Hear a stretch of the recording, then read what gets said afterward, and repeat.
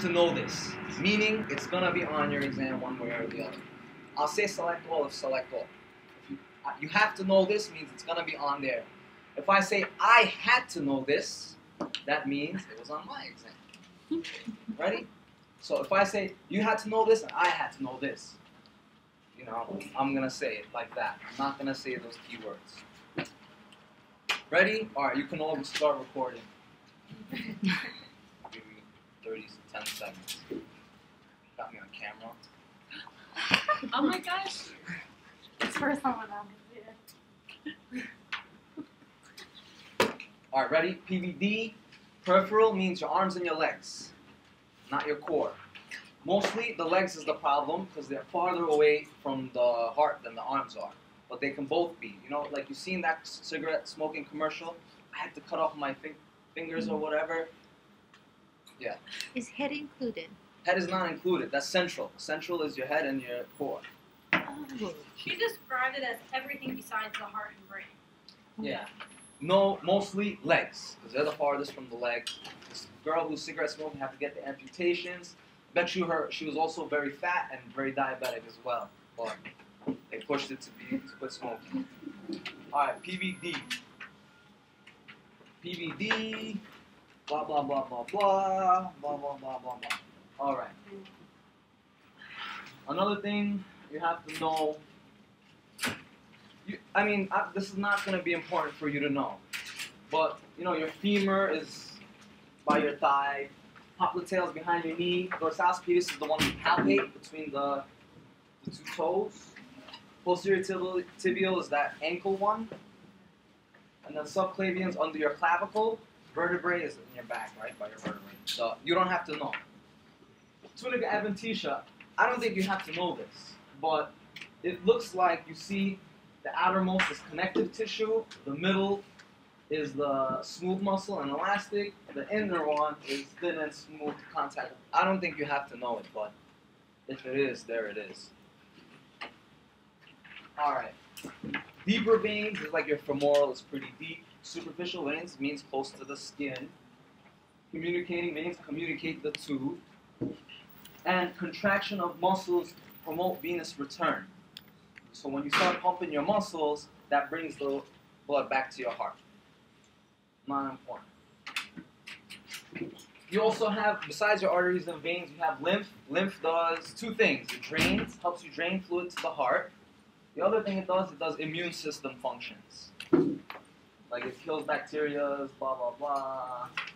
You have them in the next page over there. That's why, if they do breast surgery and they remove your lymph nodes, you can't do the blood pressure in that arm. Stuff like that. This is not important, I think.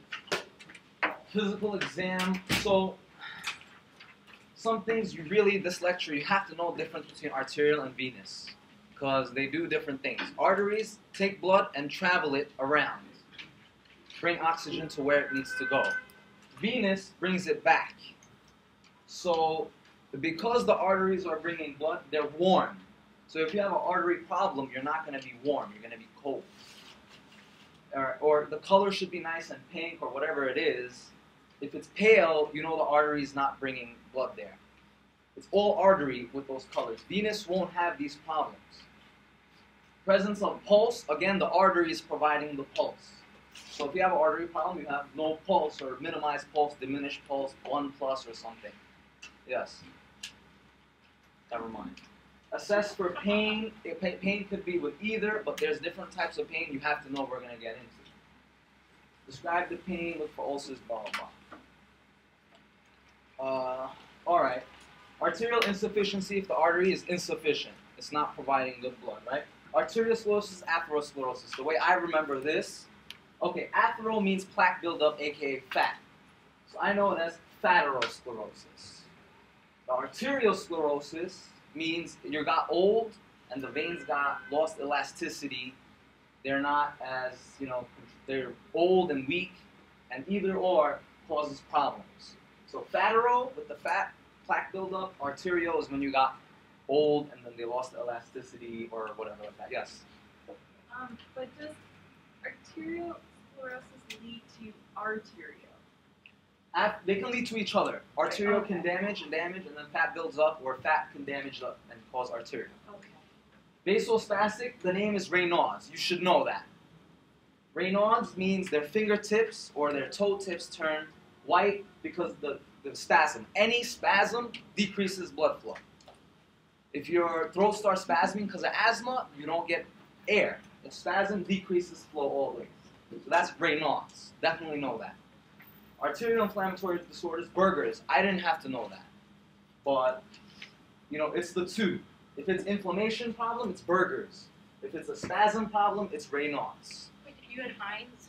I had Heinz. This was the worst part of it. GIGU, not as bad. Well, we have a different teacher. Last but not least, aneurysm is burst. Or, doesn't have to be burst, but something burst out, and, it doesn't have to be a complete burst. It's just like an extra cave. It caved. Something like that. It burst. That's bad, though. It's a bursting. You can know it as bursting. Blah, blah, blah, blah, blah, blah. When you get old, it gets worse. It's more common in men under 65. Over 65, it evens out. Not important. Mark not important. I mean, usually it's what she's saying is that as you get older, first it was like it would turn white or feel colder, and then now it starts hurting, and then now it's like gonna be cut off. She says the early findings are subtle. I don't know how important that's gonna be. Risk factors, old, family histories, the black race ethnicities, too bad. Obesity, high cholesterol makes sense because less blood flow. Sedentary lifestyle, less blood flow. You don't get the contraction of your muscles, right? Less venous return, problem. Smoking, bad. Disorders, hypertension, diabetes, heart disease, bad. Clotting disorders like DIC, bad, bad, bad. All of these are bad, and they ruin your arteries, they ruin your veins, everything. All right, here, look, what I suggest you do, because this stuff is select all worthy right here. The tutor told me, try underlining what's most important and then rewriting it again. So if you have a problem remembering these things, that's the only advice I can give you. Study more. It sucks, but we're going to go through each one. So remember, arteries providing the blood there. So if they're not providing the blood there, your pulses will diminish. Because the arteries providing the blood there. It's part of the heart's pumping. The veins bring it back, so it has no pulse problem with veins. What can be a problem, as she put, is edema. So, the patient has edema in the foot and you can't palpate the vein. What do? It's not that it's no pulse. It's not an artery problem. What my professor said was push the edema away. And she did it. She literally pushed the water away and felt it. Or Doppler. Doppler is this ultrasound, like the, that you put this lube and you could hear it. So, an arterial is only the pulse is diminished, not in venous. You got to know all of this like the back of your hand. It's only one question, but we won't get stuck on it. Pale, especially when you raise it. Now, the heart has to work against gravity. And then the blood is not getting there already by itself. And then you raise it, no blood gets there, it turns pale. Remember, good arterial flow provides nice pink color. So you don't want it pale, that's for sure. It's not even on venous. So what she could say is, what do you want to do with a person with arterial? You don't elevate it. You let it hang off the bed. You let it be dependent. If you have a venous problem, you elevate. If you have edema of the legs, elevate the legs so the gravity will help it push it back to the heart. This takes it away from the heart. This pushes it back. So think about that. Venous edema, raise the leg. Arterial, let it hang to fix it. So gravity helps with the way it's going.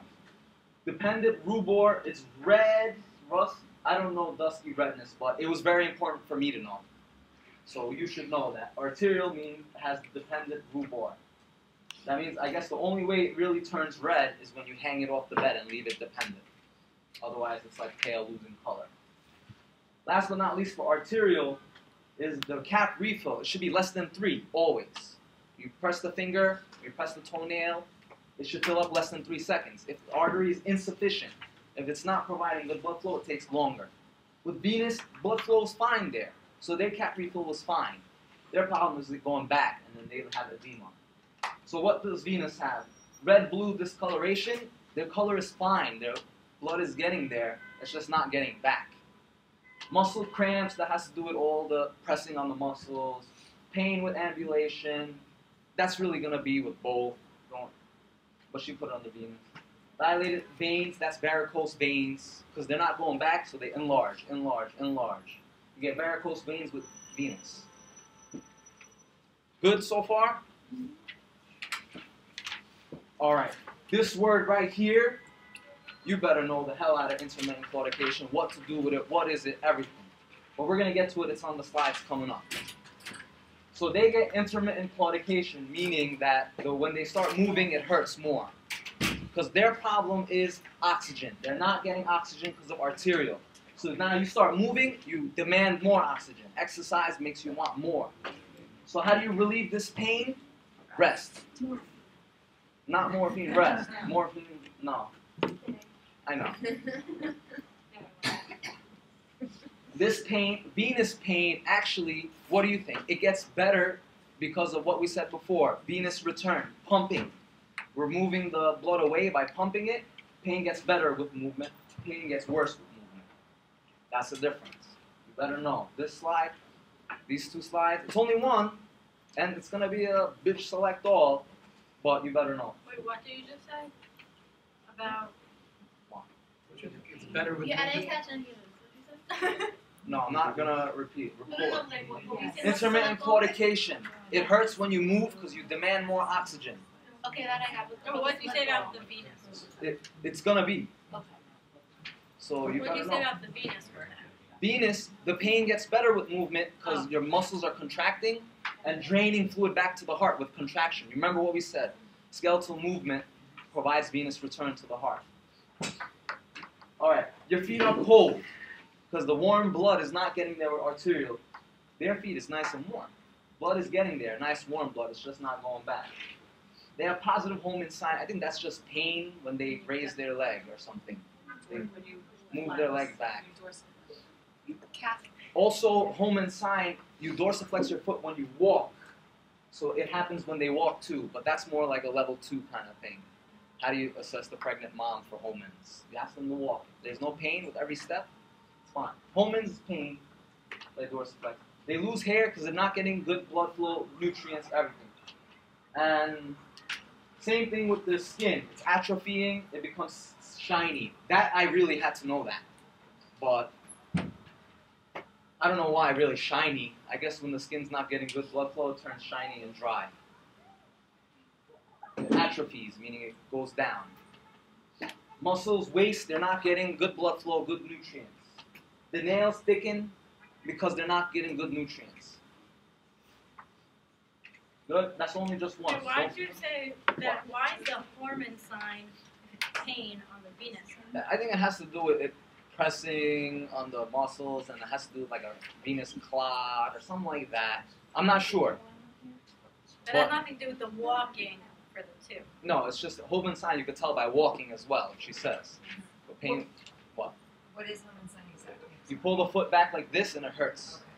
So the foot is like this, you pull it back, it hurts. Walking is the same. You pull your foot back like this, it hurts with every step. Anyways.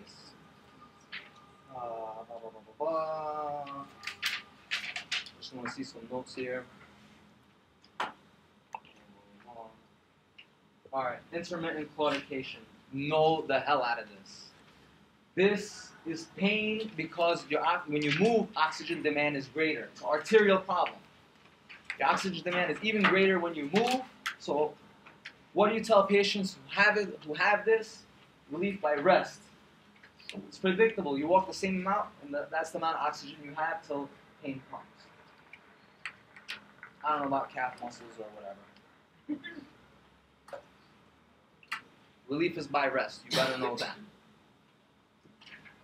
Arterial problems have pain, paleness.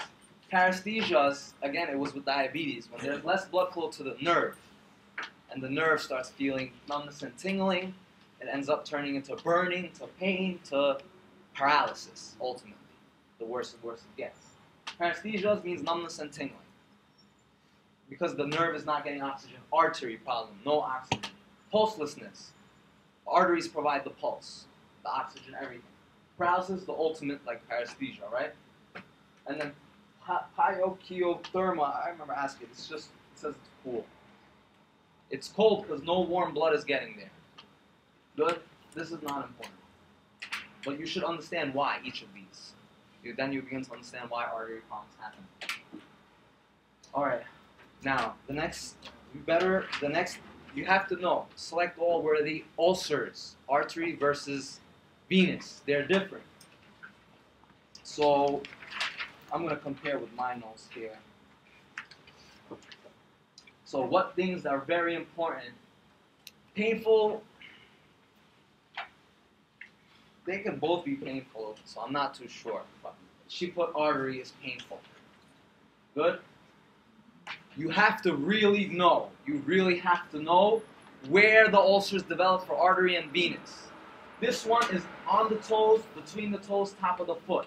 This one is medial malleolus, which is like in the back, I think, by the ankle. I'm not too sure. So know that. One is between the toes on top of the foot. This one, better know that. Again, select all worthy kind of thing. Alright, here's another one you have to know. One's round, small, well-defined, meaning it's like a perfect circle. It's not jaggedy circle. Like it's punched out kind of thing. Round, small, well-defined borders. This one is irregular borders. It's pale, no oxygen, right? It turns black and then gangrene. Oxygen, no oxygen, and it dies. And then they cut it off. This one is granulation tissues there. It's beefy red, and then there's the yellow fibrin trying to heal it. Because oxygen and blood is getting there. It's just not going back. Minimal edema, definitely edema. Arterial ulcers don't bleed because there's no blood flow there. They would be, let's say, dry. If she says dry, that's the one. For venous ones, they're wet. Wet ulcers. Know that. What else? YouTube. So here's pictures. So this one, let's say it's only this one. This is the medial malleolus. What problem is this? Venous. And that one, like top of the foot by the toes, Arterial. know that. Select all kind of thing. That's bottom of the foot, toes, artery. Artery. Alright. So all of these things mess you up worse than you already are. These are all problems with not circulating, with not, blood is having a harder time, your heart's having a harder time. Oxygen is having a harder time getting around. Circulation, anemia, no blood. PVD, arteriosclerosis, damaging your arteries. High blood pressure decreases circulation. You know how I remember that? I have a funnel, which I put protein in my drink. If you put too much in the funnel, it doesn't go through. You gotta put little bits at a time. Don't worry about that. Respiratory disorders, COPD, no oxygen, no oxygen, no oxygen. Metabolic diabetes, no circulation. Hyperlipids, too much fat, and that's not circulating. Crohn's and colitis, you're not absorbing nutrients, and you're not making blood. Mobility disorders, you don't have the nerves, they don't feel things, it's bad. Immune disorders, HIV, AIDS is bad. Don't worry. This is not important. I'm just telling you, they all mess you up. Let me just see some notes here. So, just quickly quiz you. Dry gangrene in which type of ulcer? And wet gangrene? Venous. It has to do with is blood getting there or not. If blood's getting there with venous, it's wet. If there's no blood getting there, it's dry. Alright, we're just going some notes here. Alright. So smoking's bad, drugs are bad, steroids, anticoagulants are all bad, suppressing your immune system's bad, not having good nutrition, being emotionally messed up is bad. Nursing care of arterial ulcers. So they get a dry dressing, no compression. With venous, we compress, we put on the socks, right? So it doesn't get edema. With arterial, no pressing, dry dressing. I don't know what she said for venous, but know this one. This one looks important. It might have been important for me to know. I don't remember, but it looks very important for you guys. Don't even worry about wound care specialists.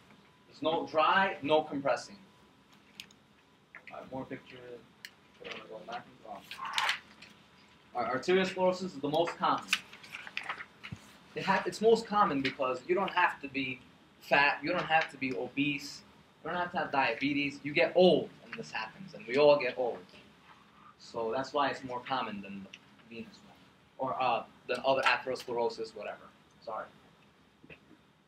Arteriosclerosis can lead to occlusions and blockages. Atherosclerosis is fat buildup on the inside. They can lead to each other, as she said before. Atherosclerosis builds up on that tunica intima, right? What we said in the beginning, the inner layer. Arteriosclerosis, look, oh, there it is right there. I'm going to go back to the very beginning real quick, because I just caught something, which could look important. I know this wasn't important to know, but look, atherosclerosis affects the intima, right? But arteriosclerosis, loss of elasticity, is here. So if she says if you have atherosclerosis, which you think is the problem, atherosclerosis is going to be an intima problem. Arteriosclerosis, since it's elastic tissue that's being lost, it's the media that's the problem. That looks important. I just thought that.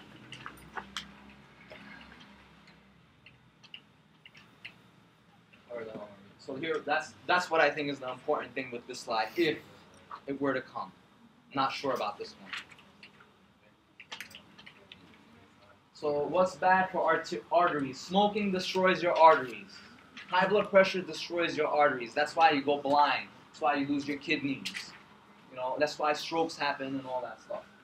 But don't worry. Obesity definitely ruins your arteries. High fat, high lipids, diabetes, not exercising.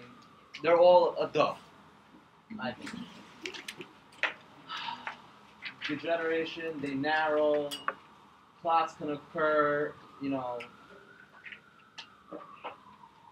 Alright, something about collateral circulation I want you guys to know. I don't really remember what it was, but you have to know that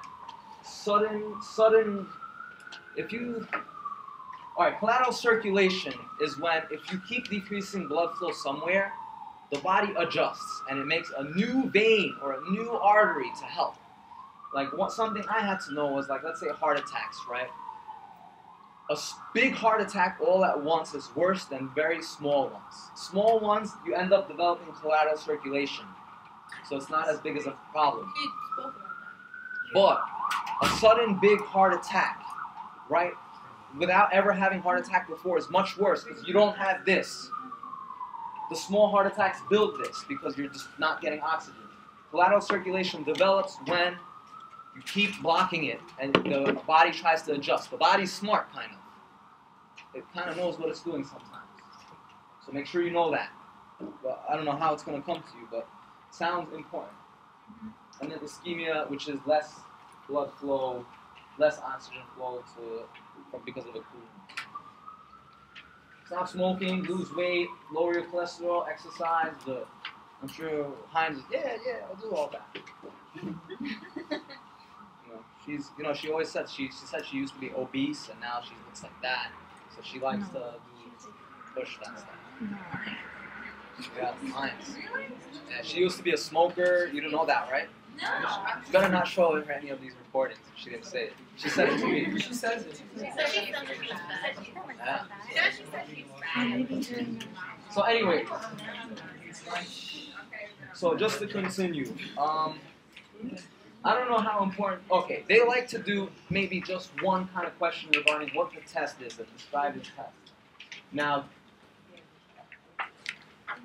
so I remember something about this one for me. I had to think. She said really was the gold standard for diagnosis that I have. All right, so arteriograph. Okay, I'm gonna tell you what that is right now. Anytime you see graph, they use dye to visualize it on an X-ray. arteriograph, angiograph, venograph, urinary tract graft. Graphy, whenever it ends in graphy, meaning they're using dye to visualize it. Ultrasound is sound. Computer tomography, angiography, so it has the dye, and it uses a computer to do something else. I'm not sure. MRI uses the magnets to, it's a whole complicated thing. Now this one is something I had to know. Yeah, we. So apparently, as far as I remember, you just take your blood pressure in the arm, and then you take it in the ankle, and you divide it to see is one higher than the other. And then that's how you can tell if there's less blood flow there. Yeah. She did it in class. And what's the problem? Less than 1? Yeah, it should be equal. It should be 1. If there's differences... Less than 0.5. Oh, it's a 0.5? Yeah, and then No, 0.5. I remember very clearly. Anything less than 1 is the problem. It's the Oh, it's the next slide. Yeah. Oh, is it? next line. Look. Oh, look. She made it extra clear for you guys. So normal is 1. Claudication, meaning it's having problems. Remember, intermittent claudication hurts when it walks, so you rest. You have rest pain when you're at 50 now. This is pain when, I guess, you're walking. This is pain at rest. Severe, like gangrene is going to develop here. Ankle-brachial index, know that. And I think that's I remember that being on the final too. But I'm not too sure about that. So right calf claudication, I don't know.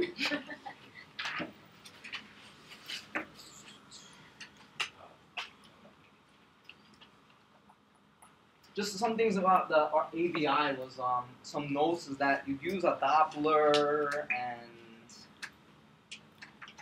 I don't know, that's all. Just notes here. Alright. Now the drugs is gonna be important for this one, but I'm gonna get into it's not really drugs, but we're gonna get to it. So oh man. I remember what was it? Something like antiplatelet versus anticoagulant. That I forgot which was which. Like artery was like anticoagulant and I don't know. Antihypertensives. Remember, high blood pressure decreases your circulation, so they give you to lower your blood pressure, then things circulate better. That's definitely true. Vitamins, folic acid, B6, B12. What really they do is they help build RBCs. They help build your blood. That's what their actual functions are. Anti-cholesterols, like the statins, if you remember, they'll just decrease your cholesterol. You're less fat in your veins. Are we good so far? Remember these things. So here's more surgical management. So probably out of all the managements, she'll ask one, like describe one to me. That's how the test question sometimes comes. So you should be able to know that. Revascularize, so they give more vascularization, more veins and arteries and stuff. Like a bypass. A bypass, like a heart bypass, since your artery and your heart is blocked, they take one like from your leg or from your chest, and they put another one there. And it bypasses that and goes into the one that works. So that's revascularization bypass. Dacron graft is something I think I had to know. What's a the Dacron other ones graft? she said are not What? for the other two, she said those are not done and as important. As this one? Dacron? Dacron. Yeah, I remember something about Dacron, something. So, underline it. Sympathoectomy interrupt the nerves, so it doesn't constrict as much. Remember, sympathetic nervous system is fight or flight, so we muscles start constricting, raising the blood pressure, getting ready to run. They only dilate, like in the heart and the brain and stuff like that. But don't worry about that. Sympathectomy, they cut off sympathetic response, which means it prevents vasoconstriction. Percutaneous transluminal angioplasty, it's abbreviated like PCTA or something. That has to do with like your heart, they put the dye and then they could see it or something. I remember Dacron graft being important for me. Lasers, they apparently laser and cut out the sclerosis. Sclerosis means it's like getting heart, there's hardened or it's not good, so they cut it out. Sclerosis parts. Yeah, I remember the last time I was doing this. But forget me. Arthrectomy means they're gonna cut out the atheral parts. Really, it has to do with like the fat there. These are all like stuff they do with they go into your heart, they start drilling they go into the vein of the heart, artery of the heart, and they drill it, so there's less there. So probably one of these is going to be asked to be described to you. I'm not sure. So you got to know all of them to get that one question.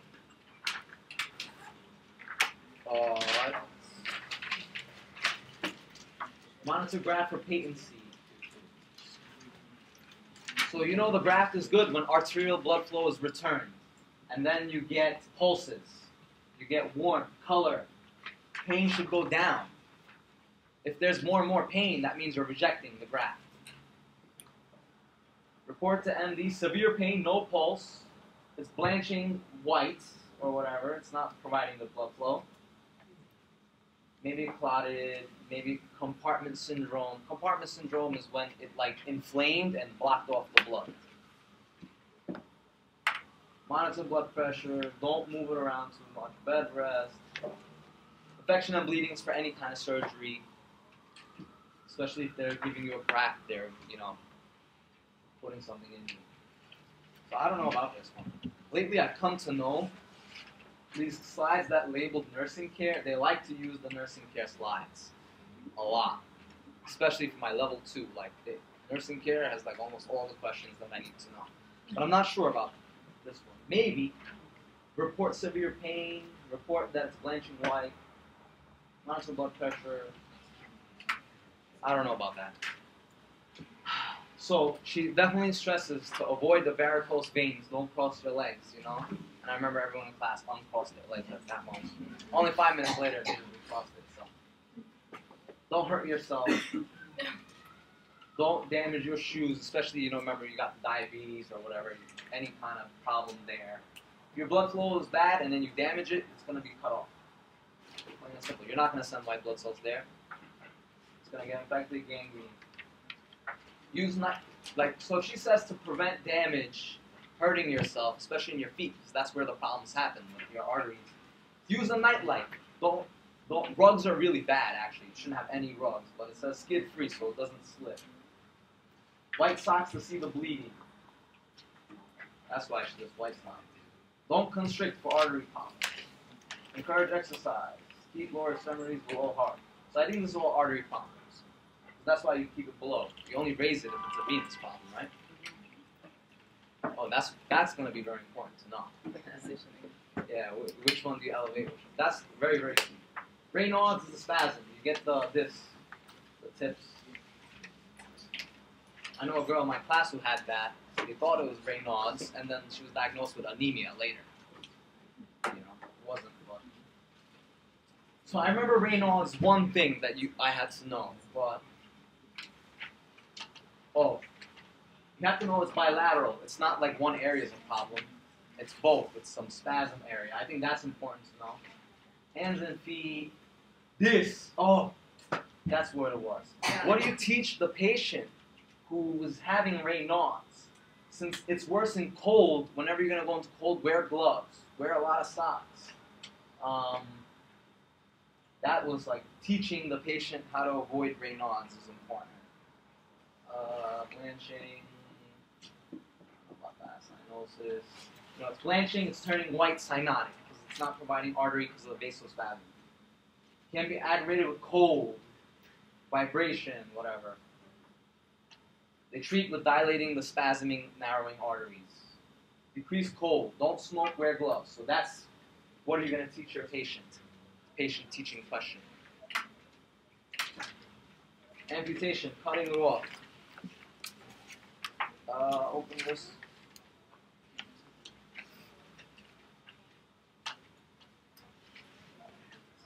Man, I don't remember anything regarding this that I have to know. So it says, they leave the amputation open to let it drain, and then they close it. They can open and then close it. I don't know. That's like a a bad one. So, severed. Let me see. Severed digits should be kept. Okay, it might be important that if you cut off something, Yes. you put it in ice with some saline, and they might be able to attach it. That's cool. Diabetes and smoking. You remember the lady in the commercial? Look at my fingers. I bet you she had all of these. Not just smoking. I bet you had, and she was fat. You can tell from the commercial. You can tell. She has bad blood flow. So maybe you should just know what do you do with the cut off finger. That might be the only thing. Maybe. I don't think so. But She mentioned it many times. she did? Yeah. Okay, so I think you have to know. So, severed digits should be kept in a cool, dry cloth with saline and bag of ice water. It's always saline and cover it with cloth. When your guts come out, cover it with saline. We have to know one for babies who are born with their spine out, cover it with saline. Cloth. Alright. Above the knee amputation, below the knee amputation. Sign, I don't know that. There's the ankle so you can wear prosthesis. Okay. That's cool. That's important because look at, that guy, shot his girlfriend now. But he ran the marathon with his legs cut off. Don't worry about that. So anyways. Oh, So read the news if you don't know. Midfoot is Lisfranc and choke part. Sign is the ankle. I don't know how important I that is. think there it's like we had a patient in our clinical that she had diabetes and basically they were gonna amputate her whole foot. But then we had like double day clinical, so the next day they ended up sparing her ankle. So she So could they walk just more. kind of they scraped the top of her foot. Like that was kind of Alright, I've seen that. So sign, although something about sign is bothering me. Something up there. That's maybe test yours. But sign is good so you can end up putting weight on the joint. I think that's the only thing I had to know.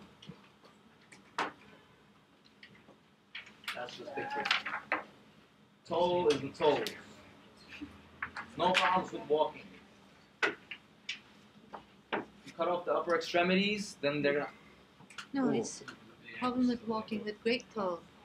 It's that supports the Oh, the great toe Yeah. is the only one that causes a problem with walking? I think so. Okay. That's what it said. And then also they said that in Grey's Anatomy.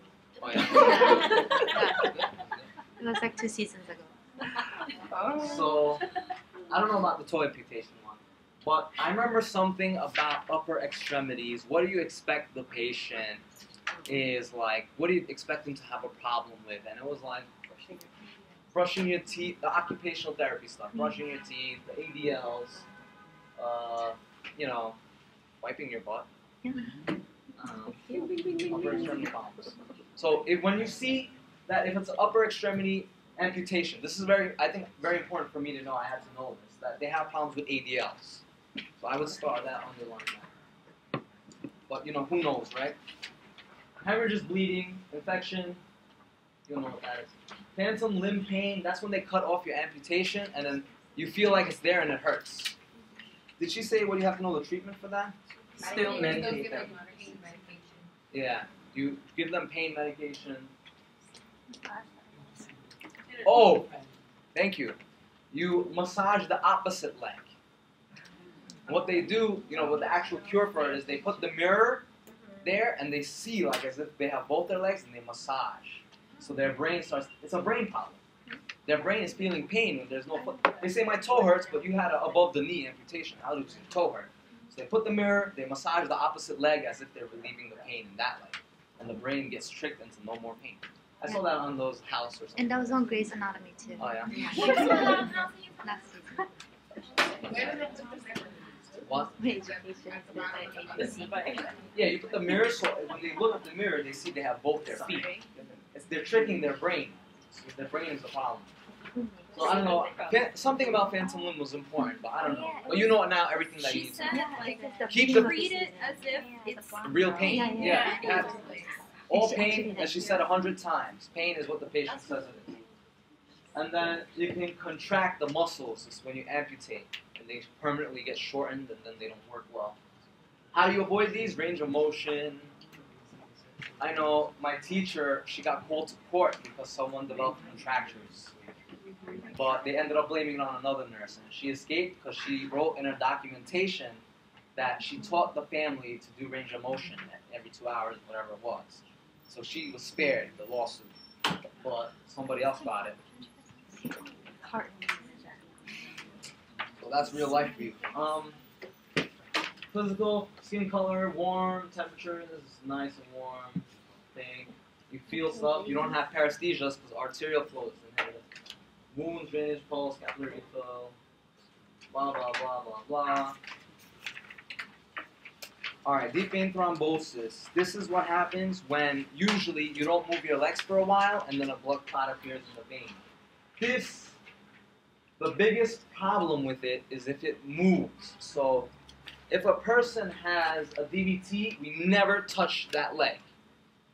Because if you release the clot and it goes to their lungs, to their heart, to their brain, who cares for DVT? But once it hits the heart and brain, lungs really, you die. So it must stay where it was formed. It happens when you don't move after surgery. That's why they put stockings, sequential devices that pump the leg to prevent it. So DVT is very important for you guys to know, but I forgot what was the important part.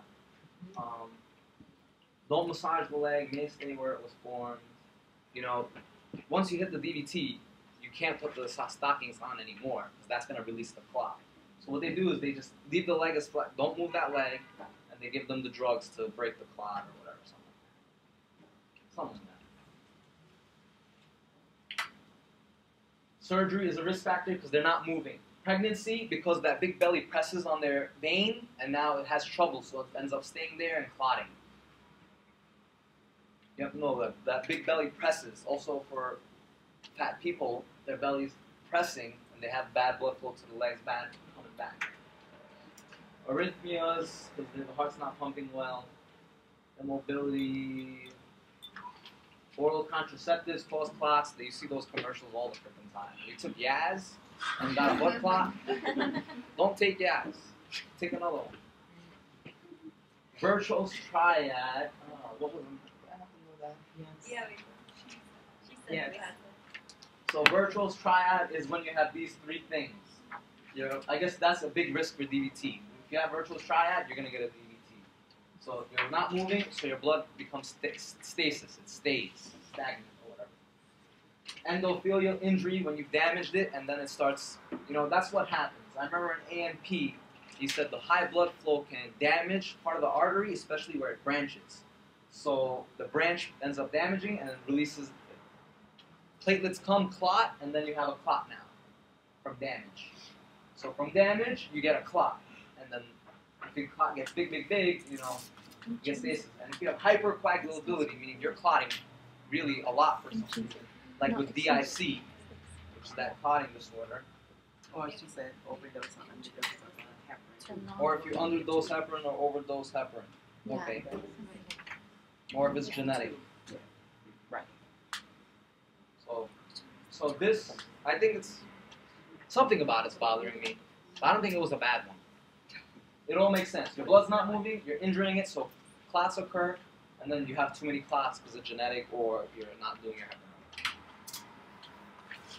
DVT, risk factors, surgery, not moving, certain medications like that, contraceptives, that's the key one. Increased estrogen, that's what the contraceptives do. They increase your estrogen so you don't get pregnant, something like that. Pain is a sign of it. Obesity, we said it. That big belly presses and causes stasis. Smoking causes damage. Age is, you get old. There's nothing to do. Exercise every day now, so it doesn't happen when you're old. Signs and symptoms. Calf or groin tenderness, that calf pain. Positive Homans is key. Positive Homans is a sign of the DVT. If it swells, because blood is not going back, it starts swelling. Warmth, it's going to be warm, not cold. It's not arterial problem. It's a deep vein thrombosis. Is anyone confused on why these are happening? Why? It's the vein. Calf is where it usually happens, and blah blah blah. Positive omens, you know, they pull the leg back. Shortness of breath, that means that clot traveled to the lung. So I remember something like there's an intravenous filter. Now she didn't put it here, but it was on mine. Not intravenous filter, the thing that goes to the heart, that goes, what was the name of it? Vena It's cava. very important to know. Green-filled filler. Yeah. Filter. Green-filled filler. Filter. Oh yeah. Oh, okay. We're gonna get to it then. Oh, what it is inferior vena cava filter. And what they do, okay, if you know what the inferior vena cava is, you have your heart, right? All the blood that goes back to the heart comes from the bottom, comes from the inferior vena cava. All the blood that comes from your brain comes from the superior vena cava. So if your vein develops a clot, it can go through up to your heart and then travel to your lung, to your brain, whatever, travel to your heart. So what they do is they put a filter on the inferior vena cava, which all the blood goes there, the venous blood. So it prevents the clot from getting through the filter. The blood gets through, but not that. And she said it was the green something. Green-filled filter. That was very important for me to know, but I had to know it as the inferior vena cava filter. Yeah. So preventing DVTs. If you're going to select all the things that prevent DVTs, exercising, not smoking, an IVC filter, or the green filter, whatever it is, all prevent DVTs. Can you just say what that is again? Green what? Green-filled That's it, just green filter. Green filter. Shortness of breath. If you have a DVT and not getting short of breath, it's bad. Bad. It's like death soon. What's that? What?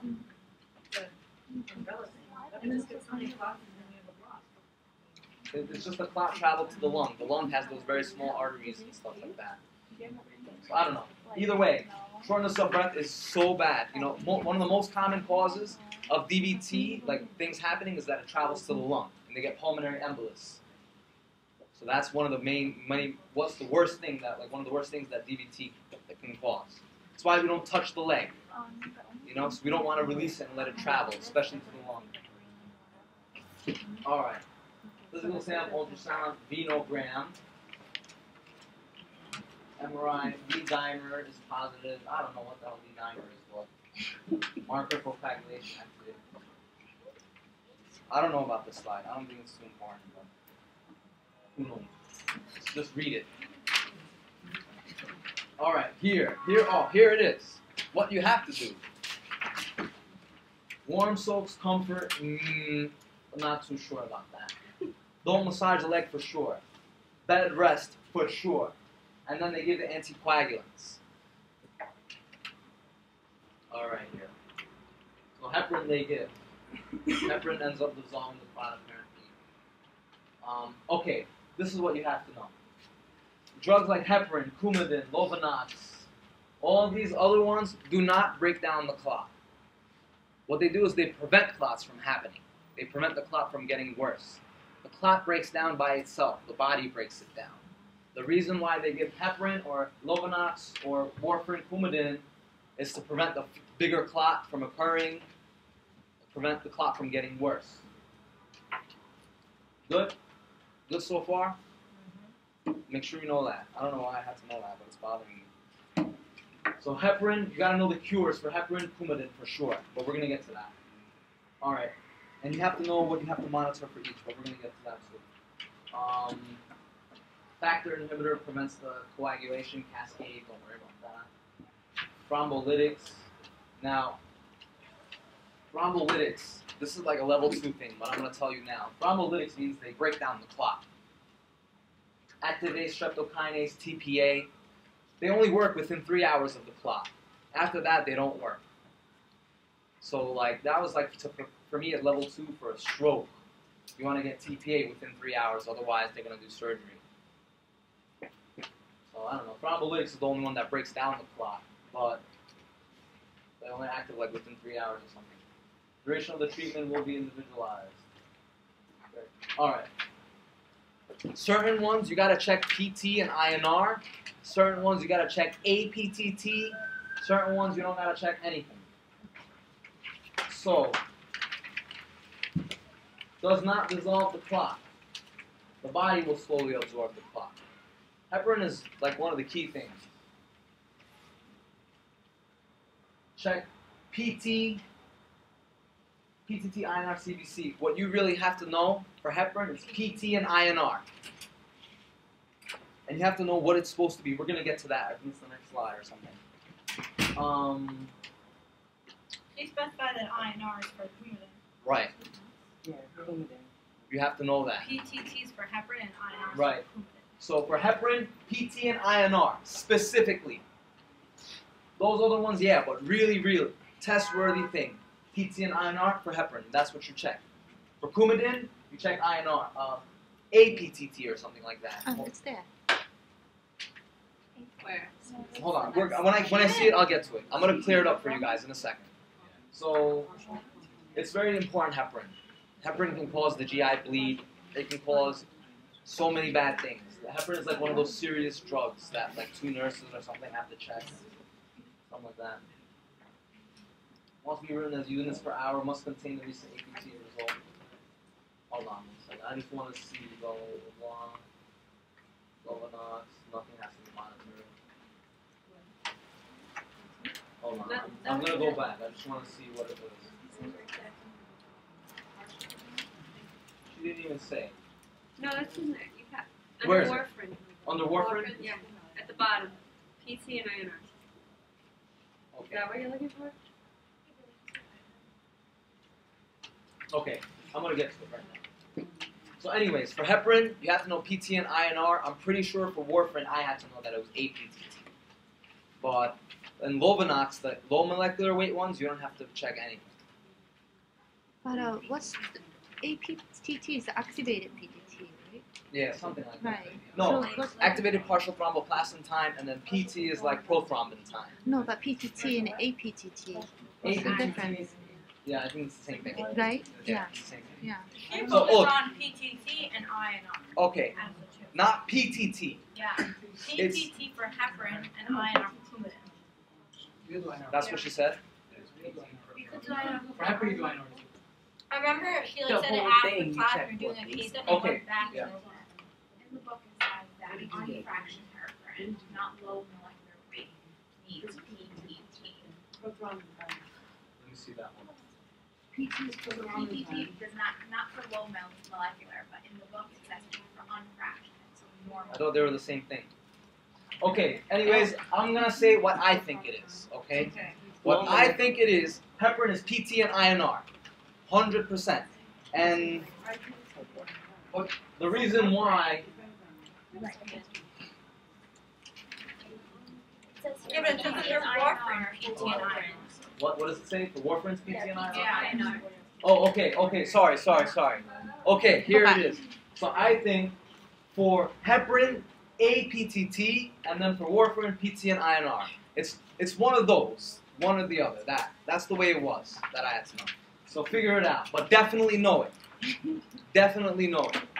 So this is the next slide here that I know for sure you have to know. I had to know it. You guys definitely have to know it. The DVT, for DVT pulmonary embolism, you have to know that, I don't know why she didn't even put this there. For heparin, you're supposed to be 2 to 3 times the average clotting time, like average APTT or something like that.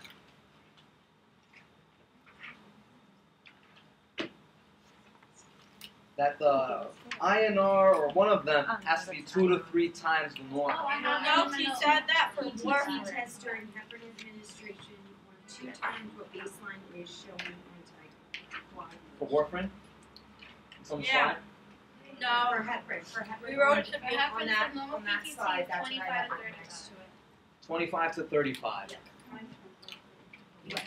Oh, So 25 to 35, it has to be 2 to 3 times. So it has to be 50. So it's either 50-ish to 75-ish. She put 60 to 90. Look, what are they monitoring for heparin? It's APTT, 100%. I know it. And warfarin's PT and INR. I'm pretty sure because I remember that being test worthy for me. And I remember I Not studied the crap out of it. PTT, then how is APTT different than PT? It's the same thing. Oh, PTT. so then you're right. So then you're exact because that's exactly what Look. So it's She PTT. said- Okay, so let's clear it up one more time. For heparin, we check APTT. That's how we. It's the same thing as PT. We wrote It's it as- activated partial thromboplastin It's time. PTT. Oh. PTT. They're the same thing. We just all wrote it as PTT. That's why. Yeah. So make sure you know it. That heparin, we have to monitor APTT. For warfarin, PT and INR. Know that for sure. I just gotta remember. Yeah, All and I then know is I'm. when I I- have to know. When And I I had to know this range too. It's 2 to 3 times the baseline. For what? Heparin? Yeah, for heparin to be effective, the effective range. That's gonna be how it was for me. The effective range for heparin is 2 to 3 times baseline. 60 to 90 or whatever. This is not important. This is not important. ACS fib, not important. I don't have to know. Sam, can you go over what that exactly means? Okay, I don't know exactly what it means. It has to do with clotting time or something like that. So, I meant about like the 2 to 3 times, so I think the normal is, let's say the normal is 30, right? so it has to be 60 to 90, 3 times the amount of the normal, which is like 30 or something like that. That's the way you're gonna have to know it. It's not 1.5 times, it's not 3 times, or it's not 4 times. It's 2 to 3 times above baseline is effective therapeutic heparin levels. Very important to know. We monitor APTT for heparin. For warfarin, it's PT and INR. All right. So that's patients for bleeding, because you're preventing all clots from happening. GI bleed, especially, is the worst. Severe platelet reduction is thrombocytopenia. You should know that. I don't know how important that is. Well, it would be embarrassing if you didn't know that and somebody asked you in the hospital what thrombocytopenia is. Yes, low. Yeah, low platelets. What's the cure? You have to know. All I remember is this. Look, for Coumadin, K for Coumadin, vitamin K for Coumadin, and then protamine sulfate for heparin. Yeah, we have to know that. You have to know that Uh-huh. because it's an emergency thing. The Is that nurse like is gonna 10 notice. You're giving heparin, and then the IV site is bleeding like crazy. So vitamin K For Coumadin, K for Coumadin. But for heparin, protamine sulfate, definitely 100%. You have to know that. Everyone has to know that. Everyone has to know that. So don't get it wrong. It's easy. K for Coumadin, vitamin K for Coumadin, protamine sulfate for heparin. I still remember to this day. It's the antidote that you give. Yeah, they give heparin a lot to people in the hospital, just like the stool softener, Colace. Almost, if you're not conscious to get it, everyone gets heparin too to prevent the DVT while in the hospital. It's one of those things. Do not massage the area after injection. Apparently, we never do that anymore for any injection. You just press. There it is, apply pressure. So, for all injections, the new protocol for everyone, you never massage, although I see nurses do it all the time. Remember, this is for this test. For the test, never massage. For any injection, only apply pressure. So make sure you know the damn cures. Make sure you know the above range is supposed to be 2 to 3 times. Make sure you know heparin is APTT monitored to see if it's in the therapeutic level. And for They're all INR, monitored, but to see if the therapeutic level is APTT, 2 to 3 times baseline. There's like 3-4 for you right there. Get it. Low molecular weight heparin. APTT does not have to be checked. She's saying unfractionated heparin. I thought there's the same thing, that unfractionated. It is the same. Well, either way, if you see Lovenox or low molecular weight heparin, nothing has to be monitored. That's all you have to know. Yeah, Lovenox. My favorite drug because it has the word love in it. Alright, anyways. Does not cause thrombocytopenia. See, Lovenox. Right? So anyways, Lovenox, low molecular weight heparin. Somehow I managed to blow this one and get it wrong. I don't know what the hell is wrong. What was it? The thing. Because they can take it at home, so they don't need Yeah, to you be can take this one at checking. home. You do not need It to has a monitor shorter PTT. half-life. Which of the ones you do not have to monitor APTT, Low. this low molecular weight heparins, aka Lovenox.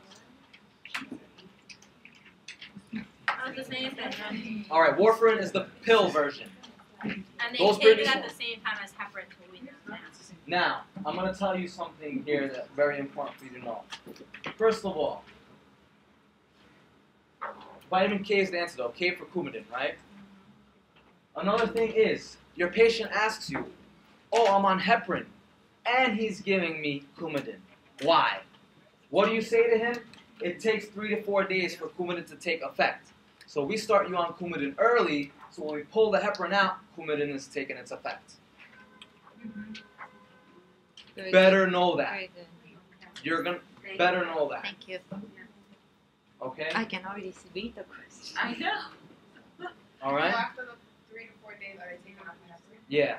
They start before they remove the heparin from you. They start the Coumadin already. Like you're getting Because ready to go home. Heparin's injection and Coumadin is Pill. PO. Yes. So they want to get them started on PO med. So they start the PO med 3 to 4 days because that's how long it takes before you start seeing the blood levels.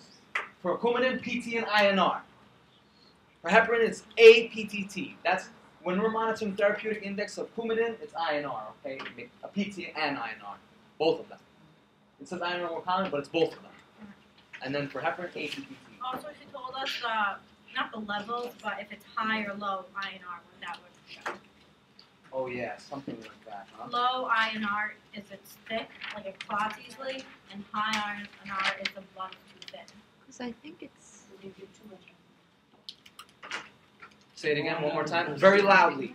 Low INR means it's thick and it clots easily, and a high INR means the blood is too thin. Right, you want it right in the current level. If the INR is too low, you're clotting. If your INR is way above the baseline. They're all bleeding times. Somehow they're measuring bleeding time somehow. So if your bleeding time is low, you're clotting. If bleeding time is too long, you're not clotting well, you're actually too thin or something. Too thin blood. So she put the goal for DVT is measuring the INR. I don't know what that means. She said the target was 2 to 3. Oh, this one? This I one? wrote a 3 range. 2 to 3. Look, 2 to 3 is so important for you to know. Okay? When you see So that, it's for you know. both. Really, it's for heparin. That's the one I had to know. I wrote it here. I had to know, really, heparin is the one you gotta check 2 to 3 value. The therapeutic level of heparin is 2 to 3 of the baseline. 2 to 3 times more. No, this is like the number is 2 to 3. Oh. Like The INR actual INR number is supposed to be around 3. Yeah. 3 range. Around 3. 3-ish. But I don't know how, maybe that is important. I'm trying to remember. Let me see. Okay, another thing about Coumadin, before I forget. Vitamin K is found in green leafy vegetables.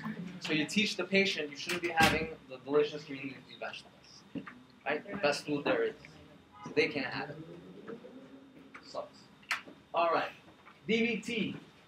Patients on heparin need PTT monitoring. Patients on warfarin need PT and INR, both of them.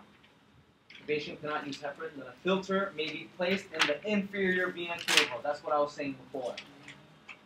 So a patient on Coumadin, they can bleed easily. They're brushing their teeth a lot, they bleed.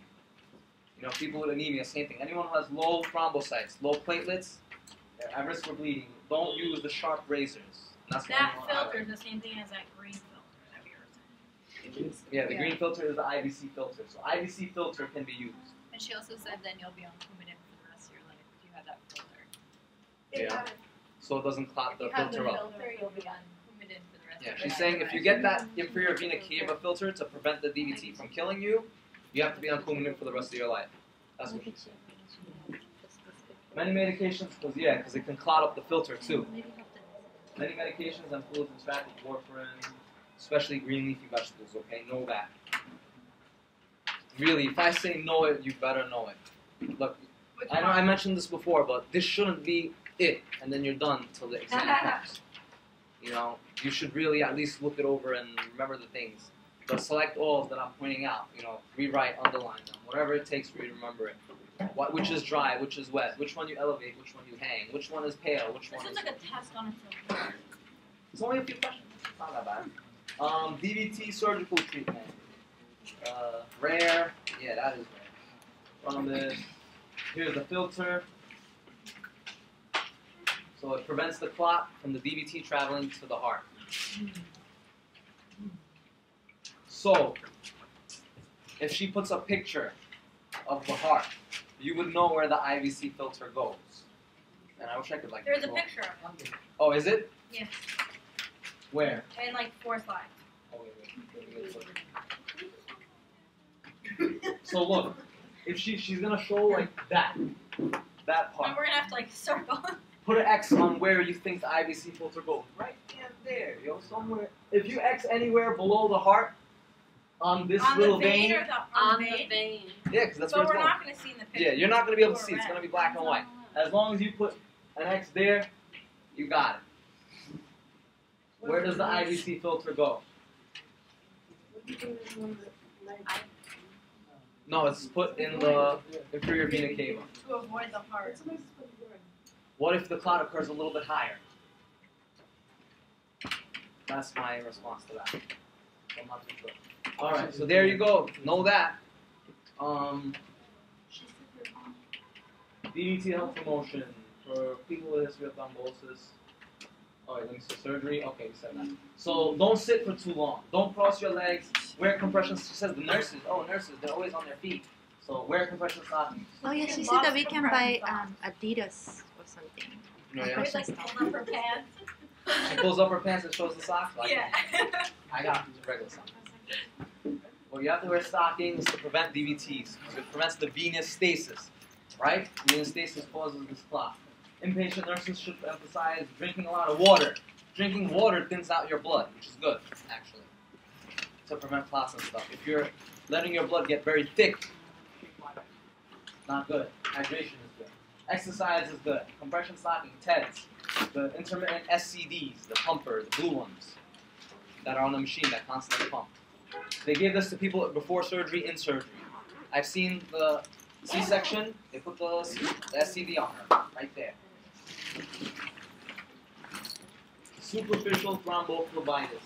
Yeah, thrombophlebitis is really, it has to do with putting in the IV. It's the main thing they're worried about. They put the IV in and then it gets inflamed, which is bad. So a bad IV site is one that hurts, one that's swelling, one that's red and warm. It's like it clotted off. Phlebitis means inflamed. Phle means, the vein, arteries and veins. So phlebitis means arteries and veins and thrombus. So what do? And I've seen this. They put the little warm pad over there. Inflammation usually subsides within a few days. IV should be removed. This is an infiltrated IV line. I'm sure they taught the hell out of you about infiltrated IVs. Before you push any IV, hang any IV, you always assess the site. Is it hurting? Is it red? Is it swelling? Did they pass the line? Did it clot up? You check. Sometimes they're not sure. They try to push a little bit of saline flush. If it's stuck, remove it, put a new one. All right, venous stasis, so it stays. Presents as edema. Dermatitis, I guess it gets in your ankles and calves. Ulcers, varicose veins. The legs feel full and heavy because there's all that blood there. They're literally full and heavy. This is all stuff, I pretty much mentioned. So you should know where the ulcers are and stuff like that. Varicose veins. Oh, see, that explains it. You remember? Okay, I'm not even mentioning about the ulcers. Yeah, apparently it happens in the tibia because the blood gets there and that's where it gets stuck. It can't go up. And then ulcer happens there at the malleolus for veins. Whatever. Whereas the arterial one, it's not reaching to the tips, so you get the tip problem, the bottom of the foot, and it's also top of the foot. Good? So here's that. You see the venous leg ulcers by the ankle because the blood is pooling here. It's fine. And then this is where it's not going up. And then you get the ulcer here. The arterial one's at the tips because the artery is not providing to the farthest point of the body, which is here. But it's still going to be tough, and you still got to memorize that slide. So. The one on the right. Yeah. I mean, look at that. That looks bad. Look, it's white there, and red there. Well, what is that? I don't know. It looks Is like that some sort of the DVT. Yeah, it looks like the knee. behind the knee. That's the It looks like the back of the knee, but what is it? I'm not sure. So it looks like a vein problem because, you see, I'm not sure. It's not important. So venous insufficiency, we can still feel the pulse, so we get the Doppler. Venogram, they're gonna use the digraphogram, something like that. Alright, to prevent the edemas, prevent the vein problems, wear the stockings. Elevate the legs, because that helps gravity push it back to the heart, not artery. So they use, wet to dry dressing is used for necrosis. They wet it, and then it dries up and it sticks to the skin, and then they pull it, and then you get all the necrosis out, the black tissue out. I've seen that. Don't stand too much. Nurses are doing this, wear stockings. Don't cross the legs. So that all prevents the varicose veins, the vein problems, stuff like that. That's a nice compressed leg. Okay, anytime you have So you any... shouldn't sit or stand for too long. Yeah, you gotta move it and let the blood pump back to the heart, right? So this one here, alright, any cast, any kind of compression, you gotta like assess the pulses and the cap refill there to see if you're not blocking off the artery. You're not compressing too hard. Neuro check. When wrapping, start at the bottom and work your way up. That makes sense. Protruding veins, treatment. Varicose veins, nasty, right? Treatment. Elastic stockings, elevation, sclerotherapy, I guess, destroys the sclerotic parts. This is all for varicose veins. See, that's why she showed the picture. Varicose veins. Oh, sorry, I skipped this. Protruding vein, obesity, pregnancy, because it's all pressing and preventing the vein from going back up. Occupations that require standing, you, the RN, heart disease, family history. The vein wall thickened from all that blood pooling there. That's what it looks like. How do you prevent this? Stockings, elevate it, so let it go back. Sclerotherapy, burn it. You know, for the pregnant women, it's cool. Like, it appears, the baby goes away, and the varicose veins disappear. But you know now, that's a sign it's going to happen in the future when you get old. What if she said something about, like, you know, most important, like, treatment? So there's, like, the uncrossing the legs and the stockings. Like, will she say Prevention. something We like want to that? prevent it. Once it happens, you're really, like, even doing all those things won't happen. So prevention Okay, so is you really just the said stock. prevention, but which, like, what would you call the number If I one? had to say the number one thing is exercise. But then also there's stockings, I mean, there's nutrition, stockings, like, but... I don't know. nutrition. Can we just keep going though? Yeah, I think it's nutrition. I think exercise. Keep going. Healthy weight, or maybe it's like don't be fat, but I think it's exercise. Elevate your legs, get your legs moving, uncross your legs. It's gonna be like teach your patient this stuff. Moisturize your skin. Oh, it is? That's the end. All right, we got That was the end? 10 minutes. There was no aneurysm? So it's right now 4:15. You got until 4:25. Five. 5, whatever. They don't have a treatment for it. I guess they just need to. Oh, and everyone who's here, all for GI, raise their hand. GI has 2 packets to it. Whatever, it's fine.